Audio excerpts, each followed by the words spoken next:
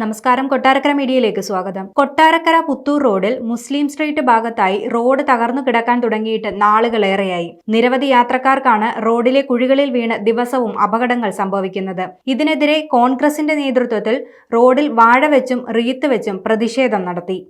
റോഡിൽ വാഴ വെച്ച് റീത്ത് വെച്ച് ഒരു പ്രതിഷേധം സംഘടിപ്പിക്കേണ്ടതിൻ്റെ കാരണം നമ്മൾ ഏകദേശം 3-4 ദിവസങ്ങൾക്ക് മുമ്പ് നവമാധ്യമത്തിലൂടെ കണ്ടതാണ് കൊട്ടാരക്കര പുത്തൂർ റോഡിൻ്റെ അവസ്ഥയെന്ന് പറയുന്നത്.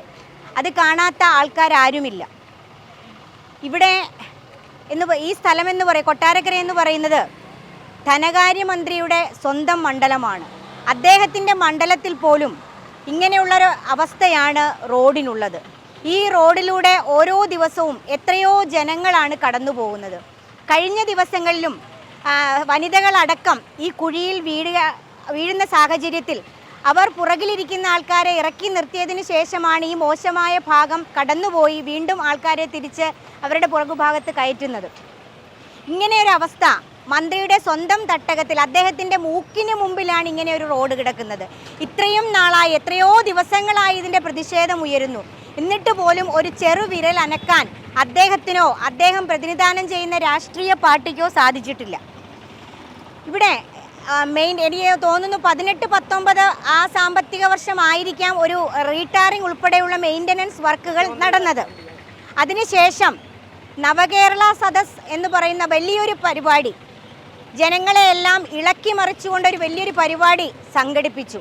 അതിന് എത്രയോ കോടിക്കണക്കിന് രൂപയാണ് ദൂർത്തടിച്ചു കളഞ്ഞത്. അദ്ദേഹത്തിൻ്റെ മന്ത്രിമാരടക്കമുള്ള രാജവ്യൂഹം ഈ മുസ്ലിം സ്ട്രീറ്റിലൂടെ കടന്നു പോകുന്നതിന് തൊട്ട് മുമ്പ് ഏകദേശം ഒരാഴ്ചക്കാലം മുമ്പ് അദ്ദേഹത്തിനെ കൂടി കാണിക്കാനായിരിക്കും, അല്ലെങ്കിൽ അദ്ദേഹത്തിൻ്റെ വാഹനങ്ങൾ ഈ കുഴിയിൽ വീഴാതിരിക്കാനായിരിക്കാം ഒരു റീടാറിംഗ് ചെയ്തത്.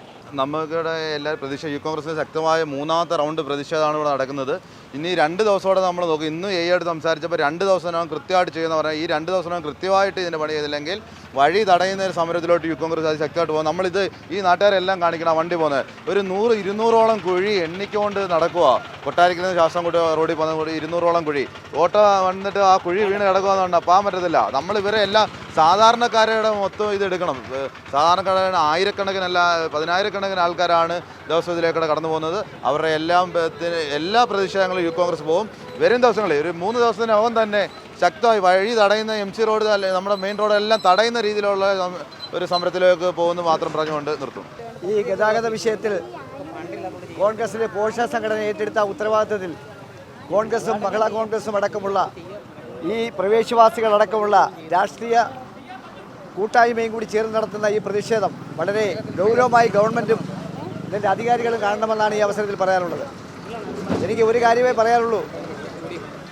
കൊട്ടാരക്കരയിൽ നിന്നും ഏതെങ്കിലും ഒരു ആശുപത്രിയിലേക്ക് റെഫർ ചെയ്യുന്ന ശാസ്താംകോട്ടയിലേക്ക് റെഫർ ചെയ്യുന്ന ഒരു കേസിൽ ഈ ആംബുലൻസിൽ കൊണ്ടുപോകുന്ന രോഗി ഈ സ്ട്രീറ്റിൻ്റെ ഈ കുഴിയിൽ വീണ് തന്നെ മരിക്കേണ്ട ഒരു സാഹചര്യം ഉണ്ടായാൽ മറ്റു വാഹനങ്ങൾ നിരന്തരം അപകടപ്പെട്ടുകൊണ്ടിരിക്കുന്നത് ശ്രദ്ധയിൽപ്പെടുത്തിയിട്ട് പോലും ഒരു അനങ്ങാപ്പാറ നയമാണ് ഗവൺമെൻറ്റും ഇതിൻ്റെ അധികാരികളും സ്വീകരിക്കുന്നുവെങ്കിൽ ശക്തമായ സമരമുറയുമായി പാർട്ടികൾ മുന്നോട്ട് പോകുമെന്ന് മാത്രമല്ല, ഈ പ്രവേശവാസികൾ പറഞ്ഞു മടുത്തതിൻ്റെ പേരിൽ രാഷ്ട്രീയ പാർട്ടികൾ ഏറ്റെടുക്കാത്ത ഉത്തരവാദിത്തം ഞങ്ങൾ ഏറ്റെടുക്കേണ്ട ഒരു സാഹചര്യം ഞങ്ങൾ ജനങ്ങളെ വിശ്വസിക്കുന്നു, ജനങ്ങൾ ഞങ്ങളോടൊപ്പം ഉണ്ടെന്നുള്ളതിൻ്റെ ആ വിശ്വാസത്തിലാണ്.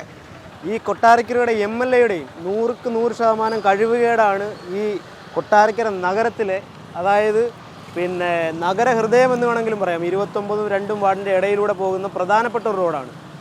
ദിവസം ആയിരക്കണക്കിന് വാഹനങ്ങൾ പോകുന്ന ഈ റോഡ് ഈ അവസ്ഥയിലാകാൻ കാരണം ഈ സർക്കാരിൻ്റെ 100% കഴിവുകേടാണെന്ന് തന്നെ നമുക്കിവിടെ ഉറപ്പിച്ച് പറയാൻ പറ്റും.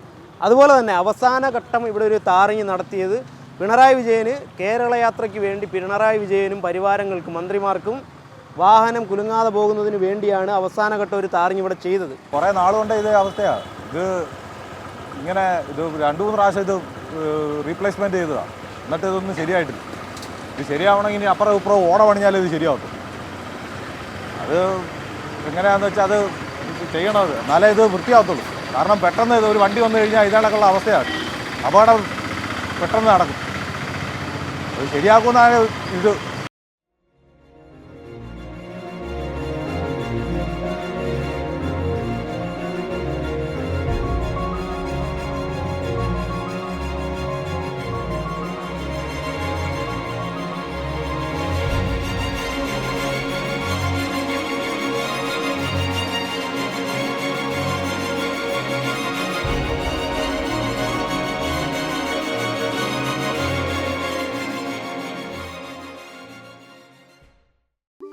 ചെയ്യും.